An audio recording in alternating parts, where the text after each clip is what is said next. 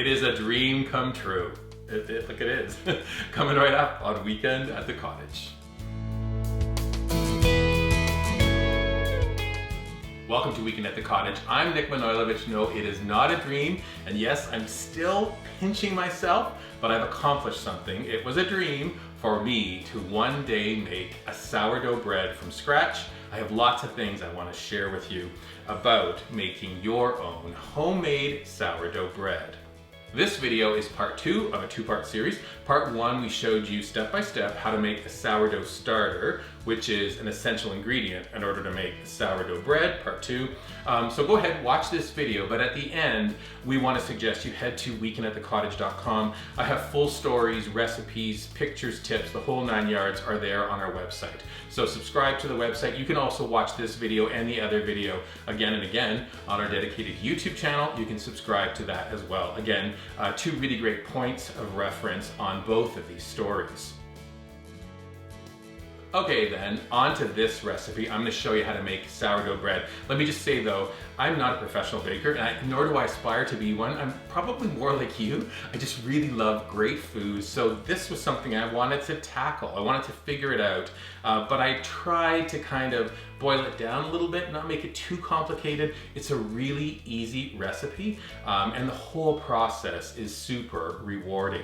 Now, when you go to make your sourdough bread, you are gonna need this starter. So the first thing we're gonna do is the night before you go to bake your bread, and I call this my night moves, we're gonna take 3/4 of a cup of your starter, place it into a bowl, and then we're gonna feed it. We're gonna give it a little boost overnight. I'm adding 2 ounces of organic all-purpose flour plus 2 tablespoons of distilled water at room temperature. Grab a spatula or a spoon, stir it together vigorously, make sure you aerate it, then just add a porous cover to the top, put it onto a plate. In case your starter gets excited in the middle of the night, you don't want it seeping up onto your work surface, and then transfer it to a warm space in your home. My room was about 70 degrees Fahrenheit, 20 degrees Celsius. Another thing, don't forget to feed the original starter. It'll be ready then for the next time you go to make bread. Now that first step is complete, so all you need to do is go to bed and dream about the amazing sourdough bread you're gonna make the following day. Now, following day, we're waking up and go right into it. First thing I wanna do is head to stovetop. I have a small saucepan, and I'm gonna add 1.25 cups of distilled water. You need to get it warm. As soon as it comes to temperature, bring your water to your work surface. I have a large bowl. I'm adding 3 cups of organic all-purpose flour. Then we're gonna add 1.5 teaspoons of kosher salt. Grab a whisk those ingredients together. Now, something I did with this recipe, it's just something I do with bread. I always feel that yeast and starter needs sugar to grow. So I like to add 1 tablespoon of honey to this recipe. Add your honey in, then you're gonna take your starter. And you can see when I took off the cover, it kind of didn't look like much, but I knew that it had grown because of the line on the side of the bowl. We're gonna pour our starter in, grab a spatula, make sure you don't miss any of it. It goes in, and now last thing is to add that warm water right away. Grab a wooden spoon and stir this together. Make sure those ingredients are incorporated. Grab a clean dish towel. We're gonna cover and just let this sit on your work surface for 1 hour. After that 1 hour, we're gonna take that dough and transfer it into the bowl of a stand mixer, attach your dough hook, bring the top down, lock, and then you're gonna run on medium for about 5 minutes.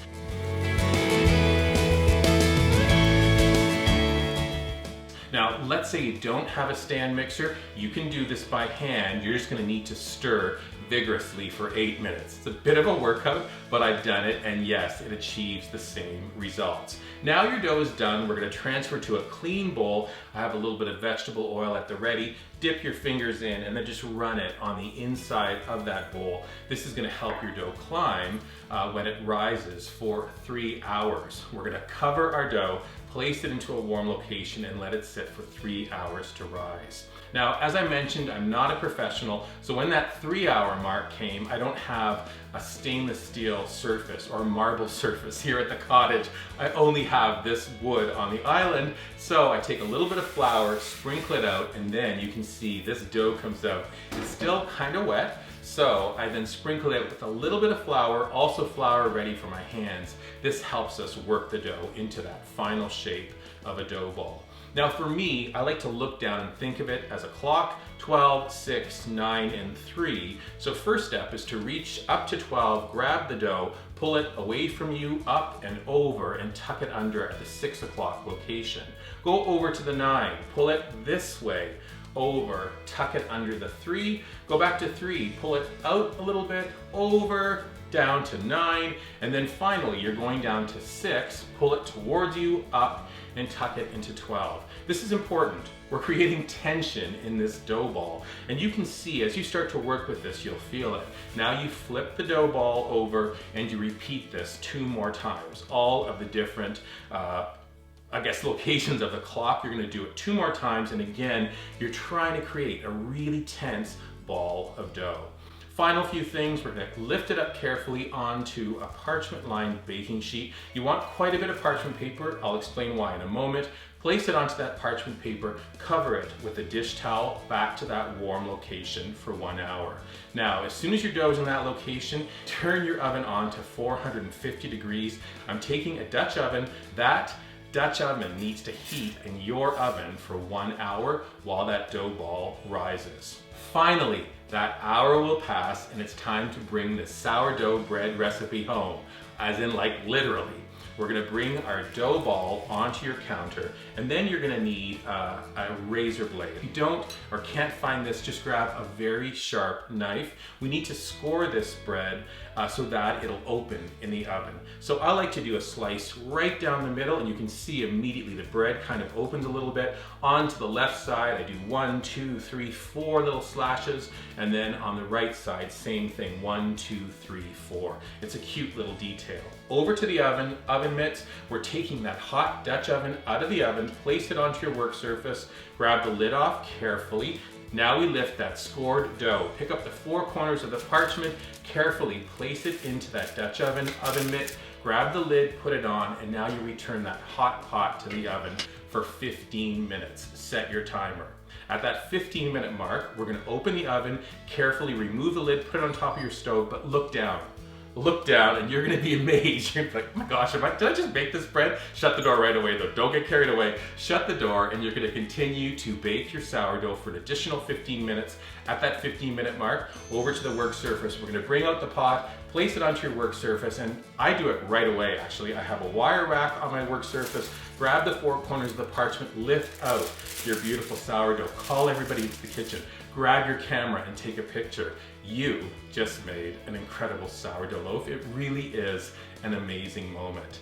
Final thoughts on this entire project. Testing. You're gonna lift your loaf of sourdough, knock it on the bottom. Does it sound hollow? You know your sourdough is done. Let it cool for at least 30 minutes. I would probably do it as an hour before you take a serrated edge knife and you're cutting into it. The sound when you cut into this bread is really amazing. For me though, it was taking that piece of whole studded sourdough bread that I made, put a bit of butter on it, it kind of melted in a little bit, and then I put a favorite raspberry jam. That first bite is just gonna rock your world. I'm telling you, it's amazing. Please do me one favor. When you do your sourdough, I want you to take a picture, put it up on social media, tag those photos, #weekend@the-cottage when you post them, because Carol and I want to see your dream of making homemade sourdough bread from scratch come true. And it will, and we can hardly wait. Until next time, take care. Ooh, I'm slicing into this now.